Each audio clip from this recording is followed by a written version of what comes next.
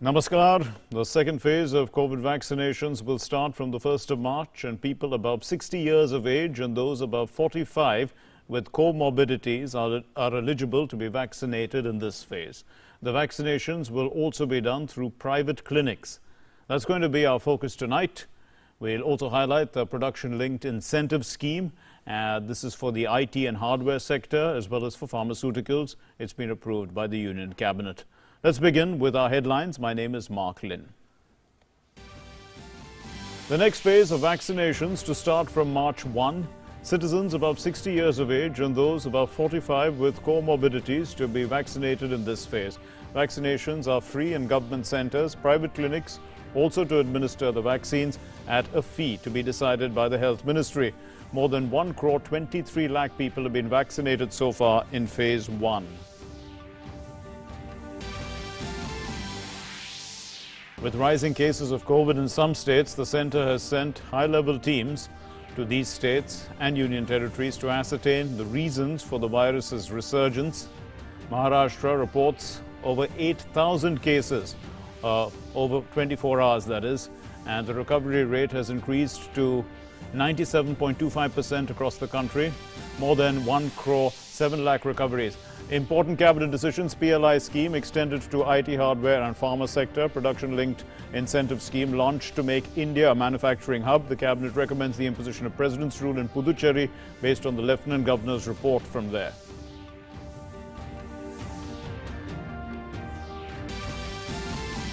Prime Minister Modi addresses a webinar on budgetary provisions related to disinvestment and says that the government is working on a mantra of monetize and modernize. Along with improving the standard of living of people, the government also is trying to reduce the needless interference in the lives of people.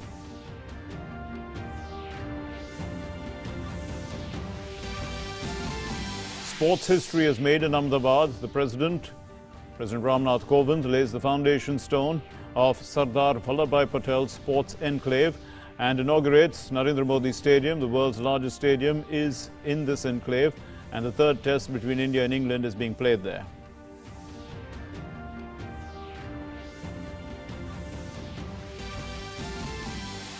Prime Minister Narendra Modi to visit Tamil Nadu and Pondicherry on Thursday. Big projects from clean energy to sports will be given to the people of both states and Union Territory, that is. PM to address huge public meetings in Coimbatore and in Pondicherry.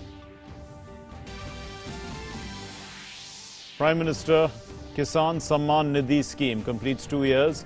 11 crore farmers have benefited so far. The scheme is an appreciation of those who have provided food to the nation. Many states hailed for their proper implementation of the scheme.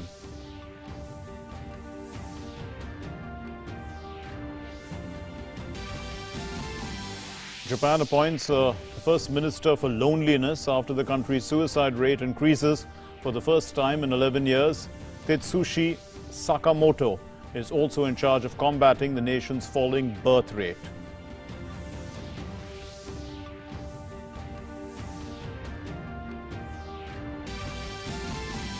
In the Ahmedabad test, Indian bowlers wreak havoc on England. The bundle the visitors out for 112 runs in the first innings. Akshar Patel takes 6 wickets, R. Ashwin 3 wickets.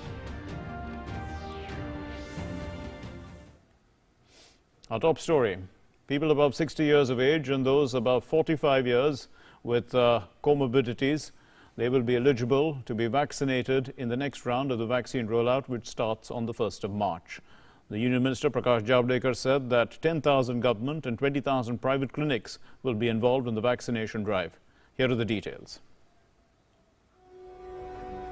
The Union Cabinet took an important and timely decision on Wednesday in view of the rising number of COVID infections in some parts of the country. Vaccinations of people above 60 years of age will begin from March 1, as will vaccinations of people above 45 years of age with serious illnesses. 60 plus anybody and 45 plus with comorbidities will be given vaccines in 10,000 government medical facilities and also many private hospitals, nearly double than government hospitals.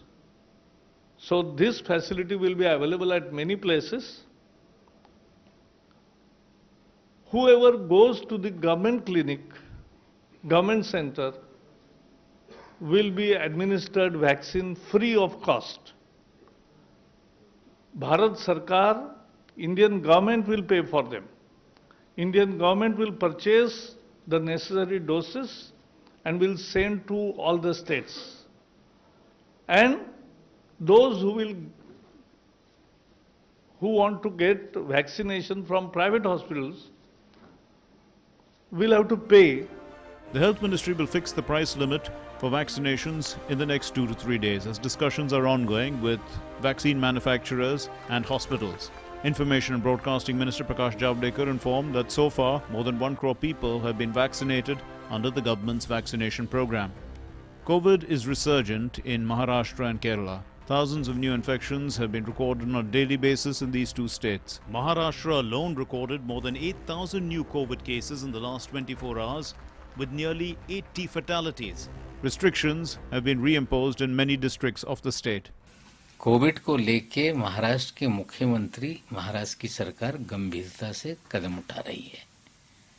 निश्चित रूप से जो भी नियमावली बनाई गई, SOP जारी की गई, उसको पूरी तरह से अमल हो। मास्क ना पहनने वालों से दंड वसूला जा रहा है। कलेक्टर, एसपी स्वयं मैदान में है। महानगर पालिका में भी कड़ाई बरती जा रही है। The centre has set up high-level teams in states and union territories where COVID-19 cases are increasing. Teams have been sent to Maharashtra, Kerala, Chhattisgarh, Madhya Pradesh, Gujarat, Punjab, Karnataka, Tamil Nadu, West Bengal and Jammu and Kashmir. These teams will work with the state administration to ascertain the reasons behind the surge in COVID infections. But at the same time, one must not lose sight of the significant progress being made across India. Recovery rate in the country has increased to 97.25%, while the fatality rate has come down to 1.42%. 1,07,26,702 patients have been cured so far among the infected people. India is continuously achieving new milestones in the field of vaccinations. So far, 1,21,65,598 people have been vaccinated. India has been meeting, limiting and quelling the COVID threat at every step over the last 12 months. It is hoped that the country will deal the virus a decisive blow in the near future. With inputs from Shishi Sharlar in Mumbai, Newsnight Desk, DD India. So in focus tonight is this. COVID vaccination phase 2 in government and private clinics. Phase 2 in government and private clinics. Joining us to discuss this, we have an eminent panel. Dr. V.K. Paul is member Niti Aayog, and Dr. G.C. Khilnani is former HOD Pulmonary Medicine at AIIMS. Thank you very much, gentlemen. Dr. Paul, so discipline is the key actually, and it's being so long now that there has been some fatigue developed. People will be looking forward to the second phase where, you know, the private sector is also involved, and they would be looking to try and get their vaccines done as fast as possible. But, you know, just because the private sector is involved, does it mean that, you know, are things going to be much easier for them? Well, we have now moved into the second and very ambitious phase of vaccination. Our earlier phase had focused on healthcare workers and frontline workers. And we have done very well. We have covered up to this evening 1.23 lakh people in totality, and that work will continue.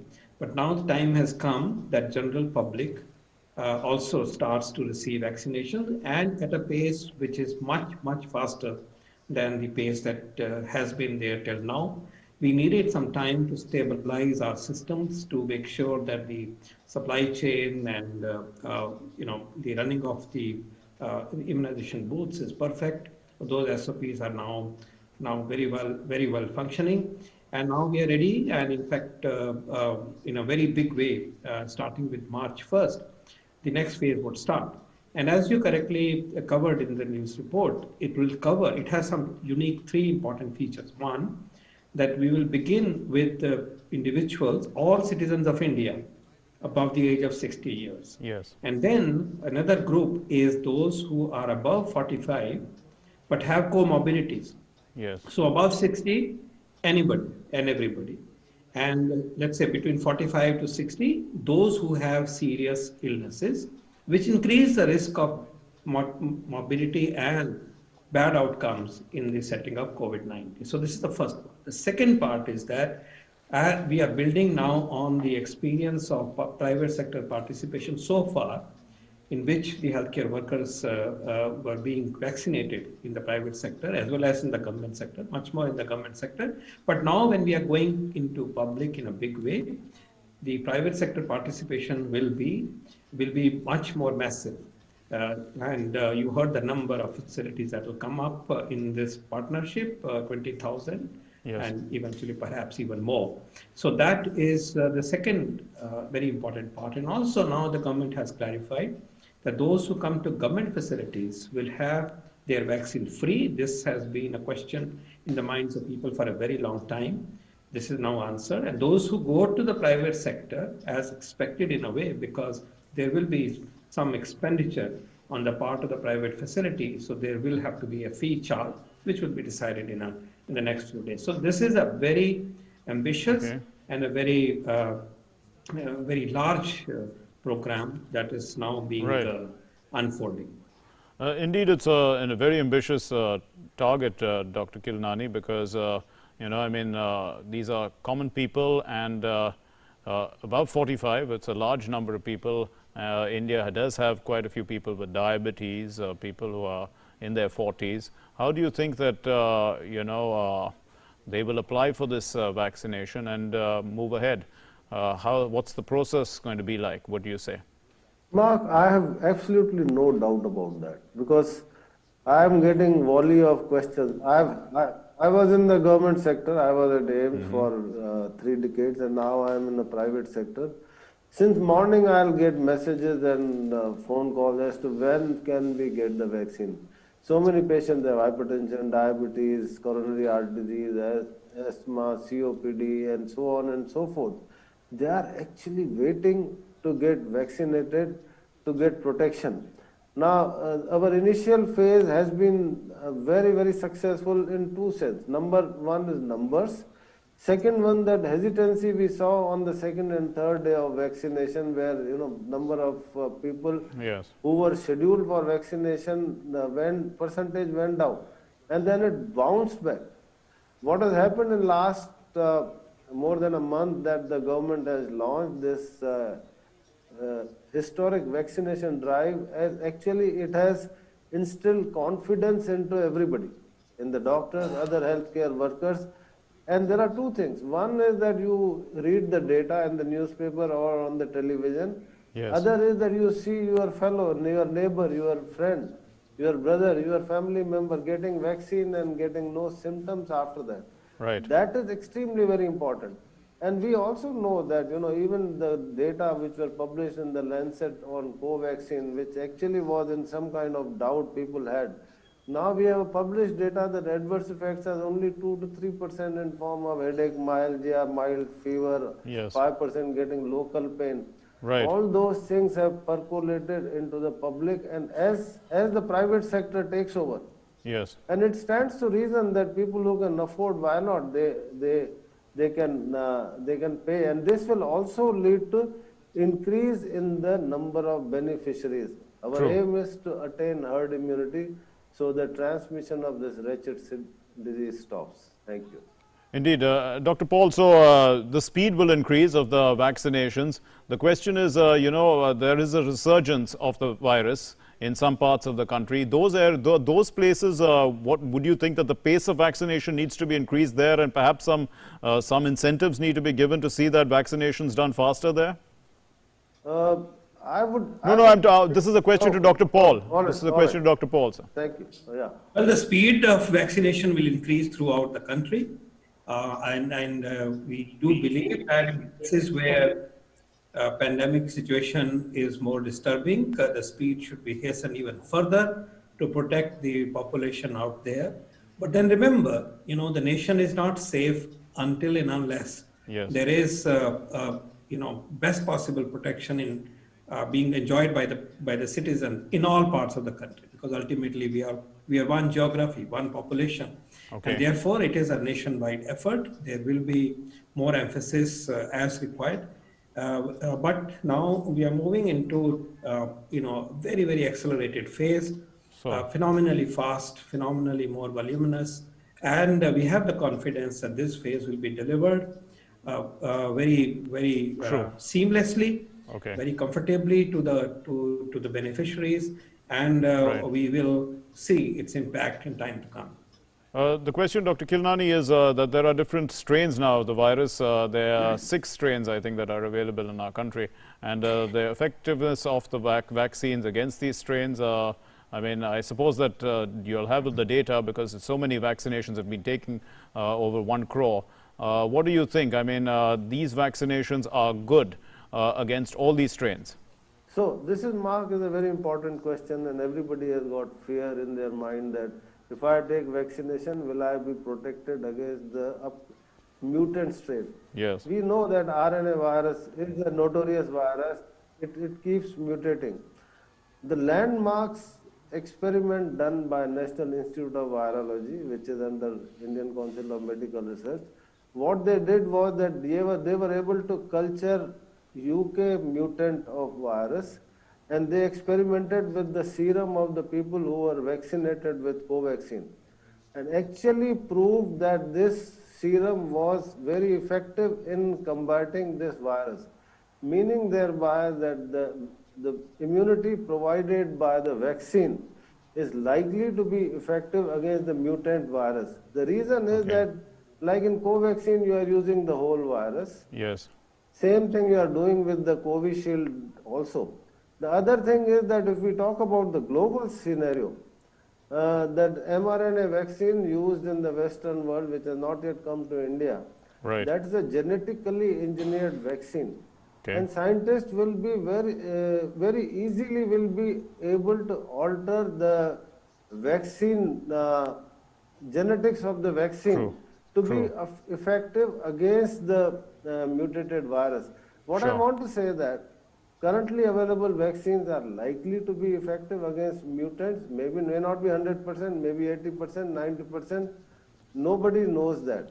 Second is that over a period of time, as we come to know about mutations, the vaccine developers, our scientists, will alter the vaccines accordingly to suit those mutants. So what I want to say is that beginning has been amazing. The future is bright as far as the vaccination is concerned. Thank you.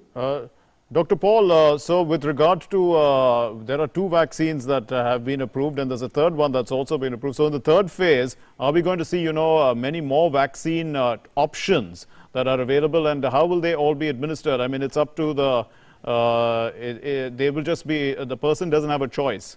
They will get the vaccine that has been administered, that has been given to that particular center. Yes, that is a pattern that we have followed, that the vaccine sites are assigned a particular vaccine. And as we know that both the vaccines in combination have been accepted by people and will be now will be coming up in larger numbers, both for vaccine as well as shield.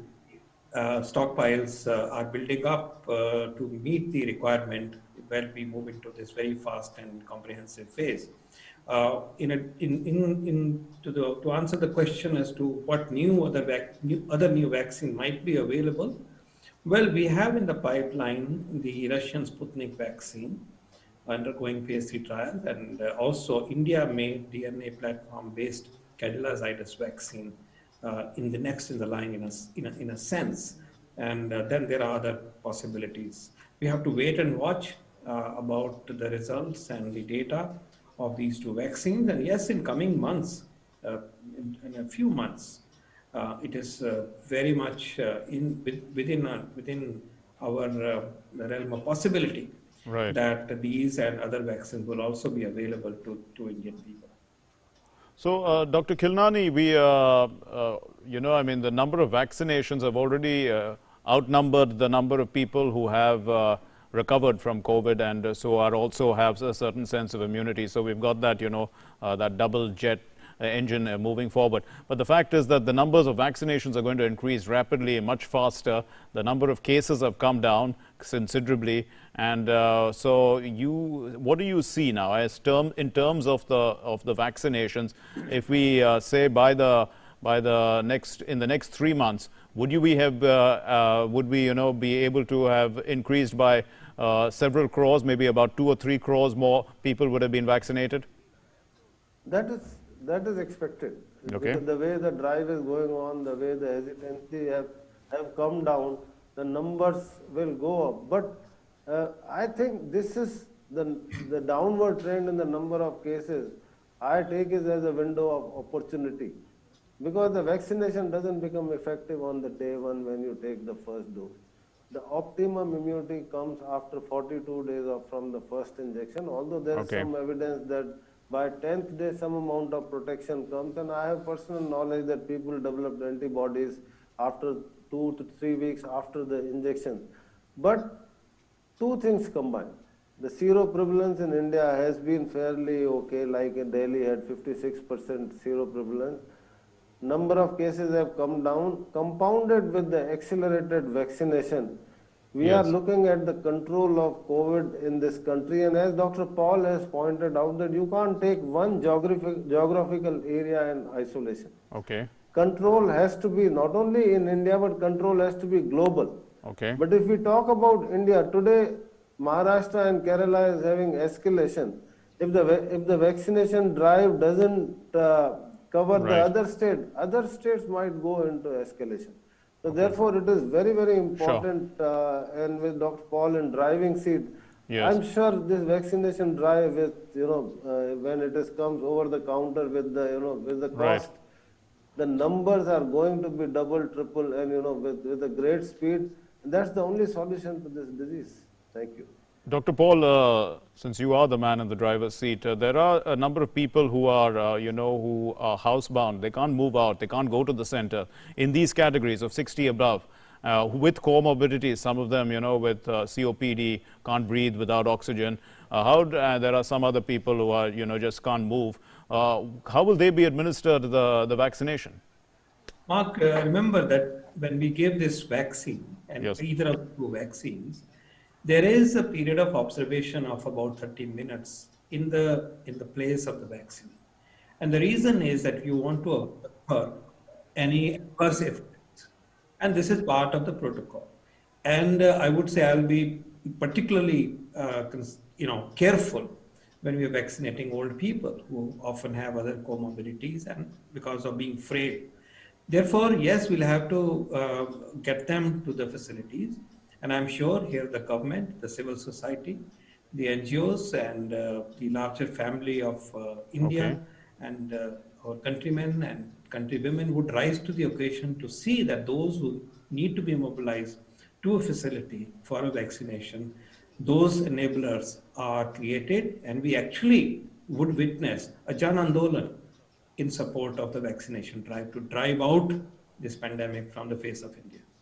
Indeed. So there will be people involved in taking them to the centers, and that would, apart from their own family members, I'm sure I'm talking about people, maybe in homes. There are a lot of old people, those people who are without this kind of help. But you've suggested that there would be NGOs and those involved with trying to take them. That would be the test really in the beginning. We'll have to leave it there. Thank you very much, Dr. Paul and Dr. Kilnani. Looking forward to this, this massive phase, the phase 2, which is really the big phase of our vaccination drive. Moving on then to our next story, the Union Cabinet approved production-linked incentive schemes for the IT and the hardware sectors as well as pharmaceutical. And the schemes are aimed to position India as a global manufacturing hub. India is already the pharmacy of the world, but the PLI will enhance India's contributions in high-end pharmaceutical products. Here's more. The Union Cabinet, chaired by the Prime Minister on Wednesday, took some very important decisions. Among them is the production-linked incentive scheme for IT hardware. The scheme proposes production-linked incentive to boost domestic manufacturing and attract large investments in the value chain of IT hardware. The target segments under the proposed scheme include laptops, tablets, all-in-one PCs and servers. An amount of 7,350 crore rupees will be provided to companies over the next 4 years based on their sales. The production through the PLI for this laptop and other tablets, etc. The total production shall be 3.26 lakh crore by these 5 global champions and 10 national champions. The production-linked incentive, that is PLI scheme, for pharmaceuticals is to be extended over the period of financial year 2021 to 2028-29.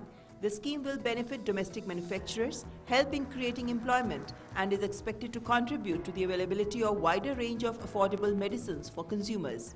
The focus of this production-linked incentive scheme is the same. India should become Atmanirbhar in manufacture of good quality, high-end usable drugs, permit innovation, diversification. In addition, taking note that no party has staked claim to form the government in Puducherry, Cabinet approved a decision to dissolve the assembly on the recommendation of the Lieutenant Governor. In Puducherry, Narayanasamy, the Chief Minister, resigned. Nobody has claimed to form the government. Therefore, the governor there, LG, gave the recommendation to suspend the 14th Assembly under Article 239, read with Section 51 of UT Act. Now, our approval will be sent to President and he will approve. That will be the final approval. The PLI scheme, aimed at making India a manufacturing hub, is paving the way towards a self-reliant India, particularly in sectors in which it has been dependent on imports so far. Something that will not only increase investment but employment too. The previous years had seen the successful implementation of the PLI scheme for mobiles. With Bikramjit Singh, Bureau Report, DD India. Prime Minister Narendra Modi addressed a webinar on effective implementation of budget provisions in DIPAM through a video conference. In addressing the webinar, the Prime Minister said that the budget has put forward a clear roadmap to take India back to the high growth trajectory. He added that the budget also focuses on the strong contribution of the private sector in India's development. He stressed on the importance of disinvestment and asset monetization. सरकार जिस मंत्र को लेकर आगे बढ़ रही है वो है मॉनेटाइज और मॉडर्नाइज। जब सरकार मॉनेटाइज करती है तो उस स्थान को देश का प्राइवेट सेक्टर भरता है। प्राइवेट सेक्टर अपने साथ निवेश भी लाता है, ग्लोबल बेस्ट प्रैक्टिसेस भी लाता है, टॉप क्वालिटी का मैन पावर लगाता है, मैनेजमेंट में बदलाव लाता है। इससे चीजें और मॉडर्नाइज होती हैं, पूरे सेक्टर में आधुनिकता आती है, सेक्टर का तेजी से विस्तार होता है और जॉब्स के नए अवसर भी पैदा होते हैं। And the Prime Minister also said that money that comes from the monetization of public assets and the privatization of public assets can be used for public welfare schemes. He said that privatization would empower the youth with better employment opportunities. Privatisation से सामर्थ्यवान युवाओं के लिए बेहतर अवसर भी उपलब्ध होते हैं। नौजवानों को अपना टैलेंट दिखाने के लिए ज्यादा अवसर मिलते हैं। साथियों, देश के हर एंटरप्राइज को एफिशिएंट बनाने के लिए transparency, accountability, rule of law, parliamentary oversight और मजबूत राजनीतिक इच्छा शक्ति आज आप स्पष्ट रूप से अनुभव करते होंगे। इस बजट में पब्लिक सेक्टर एंटरप्राइज के लिए जिस नई पॉलिसी की घोषणा की गई है उसमें भी हमारा ये इरादा साफ साफ दिखता है। Well, sports history was created today in Ahmedabad when President Ramnath Kovind laid the foundation stone of the Sardar Vallabhbhai Patel Sports Enclave. And the President also inaugurated the Narendra Modi Stadium, which is the world's largest stadium, which is part of this enclave. And the third test between India and England is currently being played there. These images symbolize a new era in India's sports. They stand witness to the fact that sports infrastructure in India has now become world-class. President Kovind laid foundation stone for Sardar Vallabhbhai Patel Sports Enclave. The largest cricket stadium in the world is part of this upcoming enclave. President Ramnath Kovind on Wednesday inaugurated Narendra Modi Stadium, which is now world's largest cricket stadium. आज हम सभी देशवासियों के लिए गर्व की बात है कि 1,32,000 दर्शकों की क्षमता के साथ मोटेरा का ये स्टेडियम आज विश्व का सबसे बड़ा क्रिकेट स्टेडियम बन गया। मुझे यह जानकारी दी गई है कि इस स्टेडियम में होने वाले डे नाइट मैचों के लिए LED लाइटिंग से रोशनी की विशेष व्यवस्था की गई है। किसी भी अन्य स्टेडियम में इस्तेमाल हो रही लाइटिंग की तुलना में यहाँ लगभग आधी बिजली खर्च होगी। ऊर्जा का इतना किफ़ायती व सक्षम उपयोग विशेष सराहनीय है। ग्रीन बिल्डिंग सर्टिफिकेशन की गोल्ड रेटिंग से युक्त यह स्टेडियम इको फ्रेंडली विकास का एक अच्छा उदाहरण भी है। यह स्टेडियम विश्व पटल पर अपनी मजबूत पहचान बनाने वाले आज के भारत की आकांक्षाओं और क्षमताओं को प्रदर्शित करता है। देवियों और सज्जनों, भारत ने जो वर्चस्व क्रिकेट में हासिल किया है वह इस विश्वास को मजबूत करता है कि अन्य खेलों में ही नहीं बल्कि विकास के क्षेत्रों में भी हमारा देश विश्व में ऊंचा स्थान प्राप्त करने की क्षमता से परिपूर्ण है। भारत और इंग्लैंड के बीच टेस्ट मैच के आयोजन के साथ आज से इस स्टेडियम में अंतर्राष्ट्रीय क्रिकेट मैचों की शुरुआत हो रही है। The cricket stadium, which is spread over 63 acres and built at an estimated cost of rupees 800 crore, opened with the third test between India and England, a day-night ping ball match. During the inauguration ceremony, Home Minister Amit Shah announced a new sports enclave will be built. Ahmedabad is gearing up to be home to state-of-art sports facilities which will match best in the world. ये देश का सबसे बड़ा sports complex बनेगा। इसके साथ नारायणपुरा में एक 18 एकड़ का एक नया स्पोर्ट्स कॉम्प्लेक्स बनेगा कि तीनों चीजें मिलाकर सरदार पटेल स्पोर्ट्स एन्क्लेव, जिसका हिस्सा नरेंद्र मोदी स्टेडियम और नारायणपुरा में बनने वाला एक स्पोर्ट्स कॉम्प्लेक्स, ये तीनों चीजों को अगर मिलाते हैं तो 233 एकड़ भूमि पर कोई भी अंतर्राष्ट्रीय खेल स्पर्धा करनी है, चाहे कॉमनवेल्थ गेम करने हो, चाहे एशियाड करना हो, चाहे ओलंपिक करना हो, अहमदाबाद 6 महीने के अंदर तैयार होकर खड़ा हो जाए। इस प्रकार का स्पोर्ट्स इंफ्रास्ट्रक्चर आज यहां पर बनने की शुरुआत हुई। The new sports complex will also have a hockey stadium named after magician of Indian hockey Dhyan Chand. Sports Minister described the complex as the biggest future-ready complex in India. Bharat के प्रधानमंत्री जब देश को गाइड करके आगे ले जा रहे हैं तो ऐसा काम मुमकिन होता है। और किस तरीके से इस स्टेडियम को कंस्ट्रक्शन किया, एग्जीक्यूट किया। ये क्रिकेट स्टेडियम सिर्फ सबसे बड़ा स्पोर्ट्स स्टेडियम ही नहीं बल्कि दुनिया का सबसे आधुनिक में से भी एक है।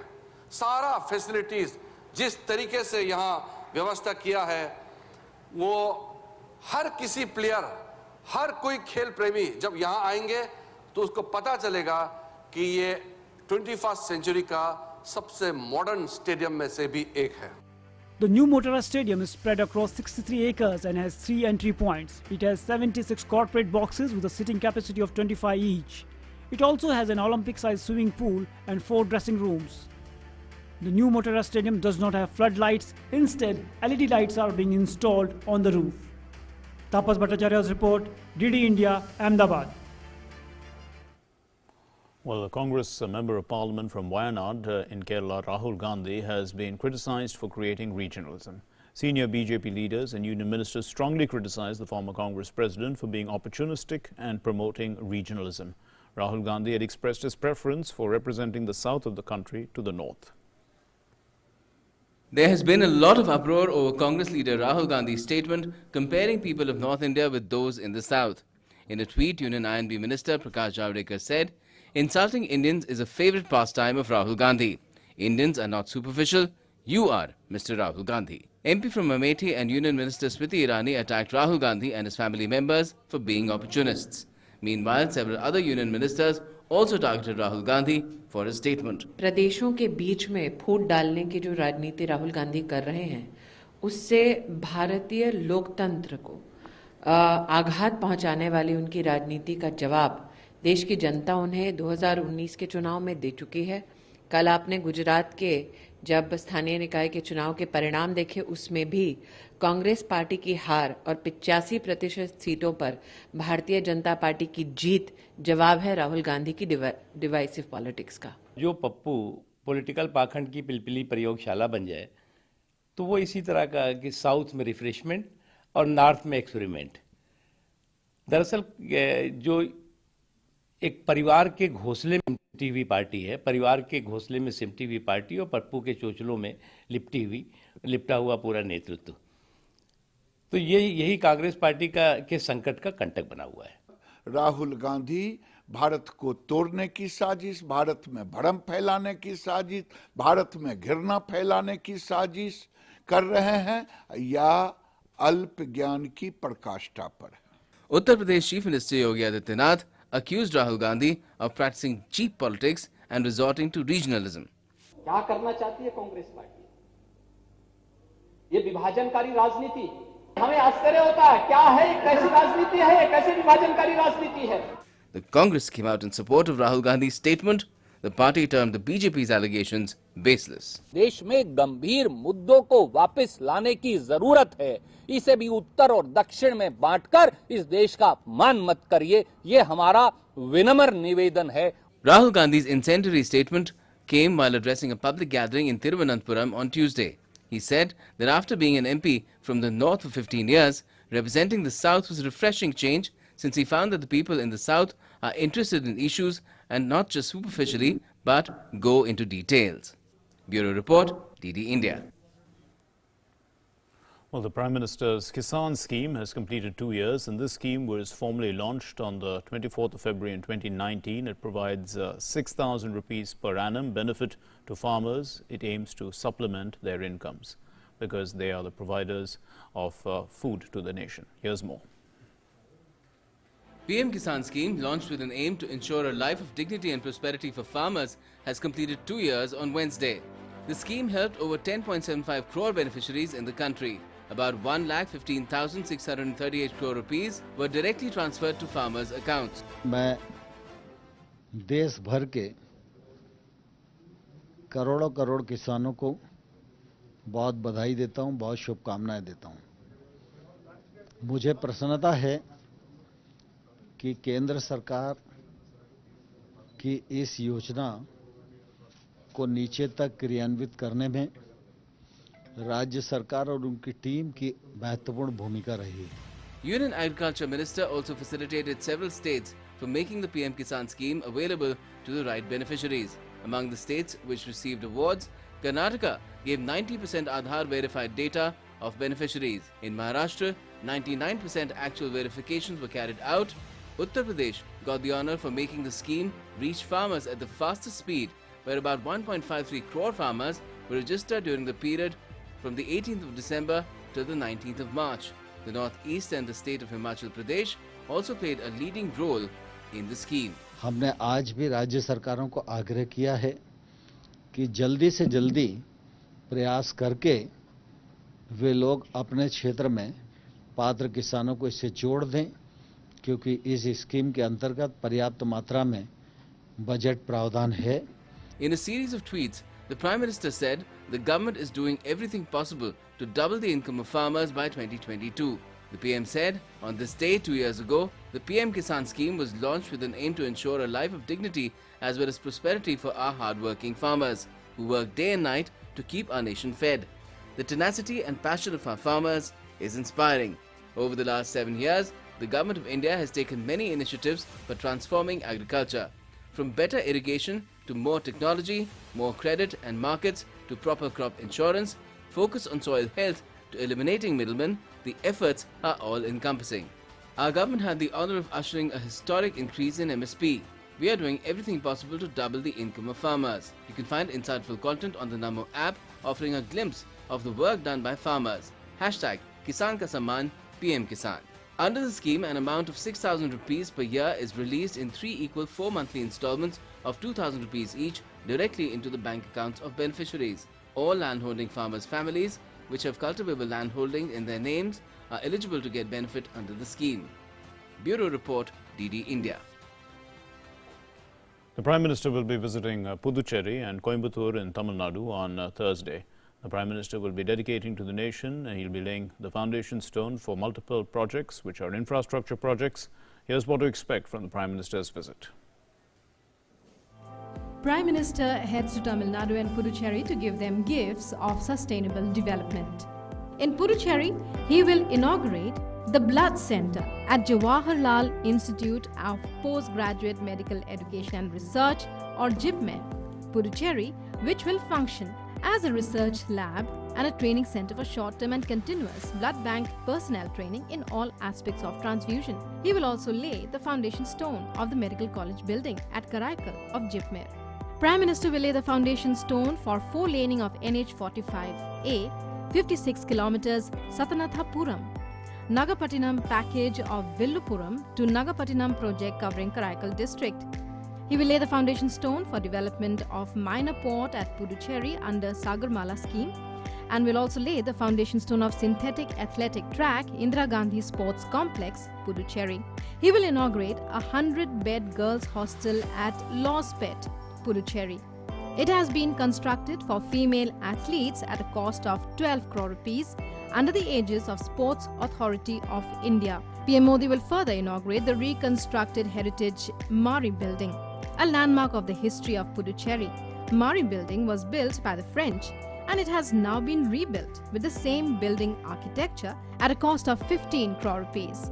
In Puducherry too, the Prime Minister will address a public gathering. जो भी केंद्र सरकार ने प्रोग्राम्स बनाए थे, जैसे रेशन कार्ड के प्रोग्राम थे या पीएम किसान थे या आयुष्मान भारत, उनको सब यहाँ पे डिनाई किया गया था लोगों को। एक बदलाव का एक माहौल बन गया है और लोग चाहते हैं कि प्रॉस्पेरिटी डेवलपमेंट का एक पॉलिटिक्स हो और वो चाहते हैं कि प्रधानमंत्री जो आ रहे हैं कल वो एक स्टार्टिंग पॉइंट हो। Taking another step towards self-reliant India, Prime Minister Modi will dedicate to the nation a 1,000 megawatt capacity new thermal power project, Neyveli. Built at a cost of 8,000 crore rupees, this power plant will have 2 units which will use lignite as fuel. Apart from the 1,000 megawatt thermal power project, Prime Minister Modi will also dedicate the 709 megawatt solar power project spread over 2,670 acres to the nation. Under the Sagarmala initiative to modernize and develop ports, Prime Minister will lay the foundation stone for a 5 megawatt grid-connected ground-based solar power plant at VO Chidambaranar Port. The project to be set up at an estimated cost of 20 crore rupees and will meet 56% of the total energy consumption of the port, thereby helping reduce carbon footprint of port operations. With an aim to boost ease of living, Prime Minister will inaugurate 4,144 tenements constructed under the Pradhan Mantri Awas Yojana urban scheme at a cost of over 330 crore rupees. The Prime Minister will also address a public gathering at Coimbatore. We are organizing huge rally. Our cadres are very happy, enthusiastic cadres. They want to be listen and they want to be attend this Prime Minister's rally. That's why we are getting ready. Our cadres they got boost up to participate in this rally. Prime Minister's power-packed day-long visit to Coimbatore and Puducherry will see both places benefit on various fronts. From clean energy to a boost to sports, the range of projects is massive. With Abhishek and Kumar Alok, Bureau Report, DD India. Prakash Javadekar, the Union Minister of Environment, Forests and Climate Change, on Tuesday used Sanskrit for the first time in the United Nations Security Council debate on climate change. Starting his UNSC debate on climate change, Prakash Javadekar addressed other dignitaries with the Sanskrit hymn from the Sulka Yajurveda, and he stressed that the idea of climate action should not be to move the climate ambition goal post the 2050, and it's important for countries to fulfill their pre-2020 commitments. Om Shanti, Antariksham Shanti, Prithvi Shanti, Apa Shanti, Aushadhaya Shanti, Vanaspatiya Shanti, Vishwadeva Shanti, Brahmam Shanti. This means let there be balance in space, the sky, the earth, the water. Let there be growth in plants, in the trees. Let there be grace in God and bliss in the soul. Let there be balance in everything. And let such peace be with every one of us. From this Vedic message, it is very clear that environment belongs to all living beings. So it needs protection by all and for the welfare of all. Sarve bhavantu sukhina, sarve santu niramaya, sarve bhadrani pashyantu, ma kaschid dukkha bhak bhavet. Om Shanti, Shanti, Shanti. Means may all sentinel beings be at peace. May no one suffer from illness. May all see what is auspicious. May no one suffer. Please, peace, peace, peace. I thank you, Mr. President. News from across the country now. Here's our national roundup. The Supreme Court has dismissed the petition filed by UPSC Civil Services aspirants seeking an extra attempt for candidates who exhausted their attempts of the examination in October during COVID-19. The plea had shot another shot at the civil services examination, citing the coronavirus pandemic. National Stock Exchanges stopped trading in all segments on Wednesday due to a technical glitch. The NSE said that it has multiple telecom links with two service providers to ensure redundancy.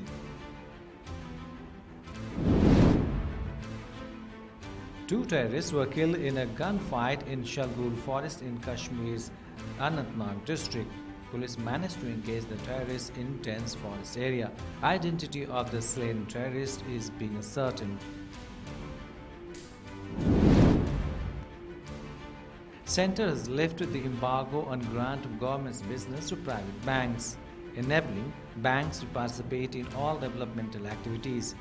Private banks can now be equal partners in development of the Indian economy. After undergoing treatment for over a month, Ayush Minister Shripad Naik was discharged on Wednesday from Goa Medical College and Hospital. He was admitted after a car accident in Karnataka on 11 January.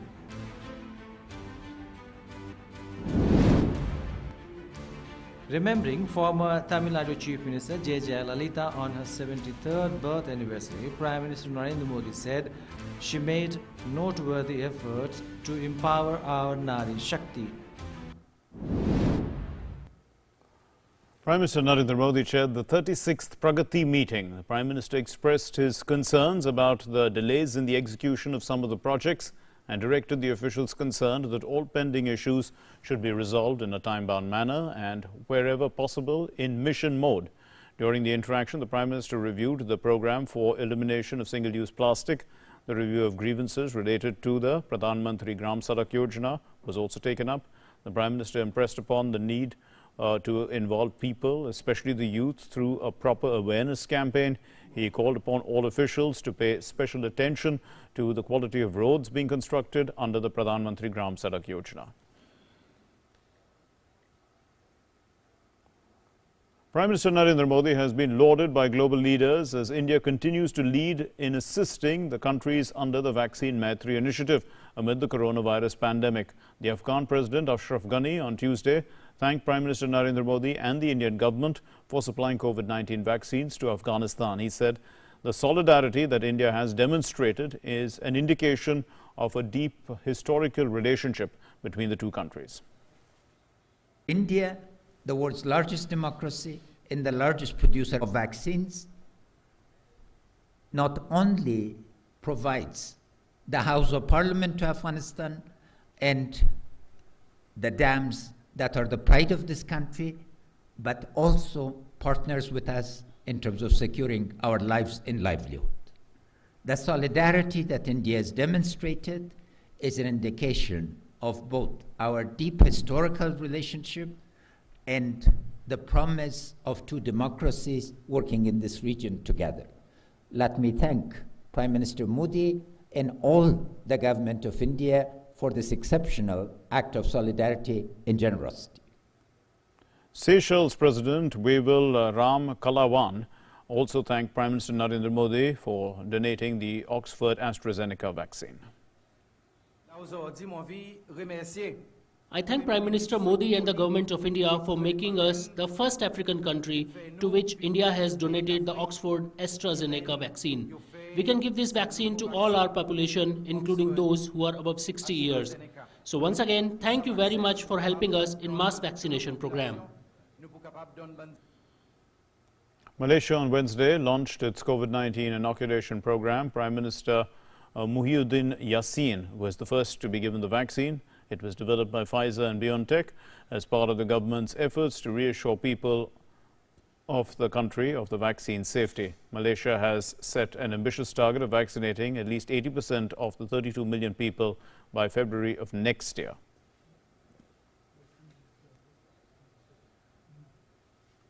And citizens continue to protest against the military coup in Myanmar, with numerous demonstrations taking place across the Southeast Asian nation. Protesters gathered outside the Thai and Indonesian embassies in Yangon on Wednesday after the country's military-appointed foreign minister flew into Thailand for talks with two of his neighbors. All eyes are on how the ASEAN grouping, of which Myanmar is a member, takes the first steps to deal with this crisis. In Niger, ruling party candidate Mohamed Bazoum has been declared the winner of Niger's presidential election on Tuesday. Bazoum won 55.75% of the vote. He beat Mahamane Osmane, who is the former president, and was toppled in a coup in 1996. And at a celebration rally, Bazoum promised that he will be a people's loyal servant. Golfer Tiger Woods is reported to have been in a major car crash and a car rollover. In fact, because the golfer was alone in his car when the accident happened on Tuesday, and except for his car, no other vehicles were damaged. Ace golfer Tiger Woods was hospitalized on Tuesday after surviving a car crash in which his vehicle sustained major damages. Woods was himself driving the car when he met with the accident. The rollover crash near Los Angeles did not involve any other vehicles. Woods was returning from Rivera County Club in LA at the weekend as host of the Genesis Invitational Tournament. According to police, Woods is currently stable and injuries were not believed to be life-threatening. He was also able to communicate when the rescue personnel arrived. His representative said in a statement on Woods' Twitter account late Tuesday that he is currently awake, responsive and recovering in his hospital room. Unfortunately, Mr. Woods was not able to stand under his own power. Our partners at LA County Fire were able to extricate him from the vehicle, and they put him onto a backboard. When I arrived on scene, Mr. Woods was seated in the driver's seat. I made contact with him, and I ensured that he was able to speak to me. At that time, he seemed that as though he was still calm and lucid. I made the determination that it would be safer to wait for LA County Fire to help remove him instead of trying to remove him myself. Sportspersons, celebrities and former US President Donald Trump sent well wishes to golfer Tiger Woods. The Masters, one of the world's most prestigious golf tournaments, released a statement wishing for his recovery, and former golfing champion Jack Nicklaus offered Woods his heartfelt support and prayers. Former US President Donald Trump, who's played golf with Tiger Woods on several occasions and also awarded him with the Presidential Medal of Freedom in 2019, issued a statement wishing sooner recovery, adding, "You are a true champion." Woods is one of the most successful golfers of all time. He's won 15 major championships. He recently underwent his 5th back injury and said he was uncertain if he would be able to complete his latest injury comeback in time to play at April's Masters. Sports Desk, DD India. Well, in the third test match being played in Ahmedabad, India has strengthened its grip After the brilliant performance of the Indian bowlers, the batsmen too gave a smooth start to Team India. However, Shubman Gill and Pujara returned to the pavilion quickly, but the star batsman Rohit Sharma batted hard at one end and completed his half-century. And as reports last came in, India were 98 for 2 from 32 overs bowled and close to the end of day's play. And earlier, outplayed by the spinners, England, where they wrapped up their innings, scoring 112 runs in 48.4 overs. This was day one of the third test match, which is a day-night fixture. And the fixture is taking place in Ahmedabad's Narendra Modi Stadium. The visitors initially won the toss and they opted to bat. The home side's bowling department blitzed past England's batting order. Akshar Patel was the wrecker-in-chief, claiming 6 wickets. Ishant Sharma, who is also in his 100th test match, playing his 100th match, registered the wicket of Dom Sibley. The series is finally poised. It's 1-1, and this is also the first international match at this venue since its renovation. And we leave you now with some amazing colors across the skies of Germany. A cloud of dust brought by dry winds from the Sahara has settled over stretches of the German sky, and it turned the rising and the setting sun to a dusky pink. Take a look at these hues. Good night. Thanks for watching.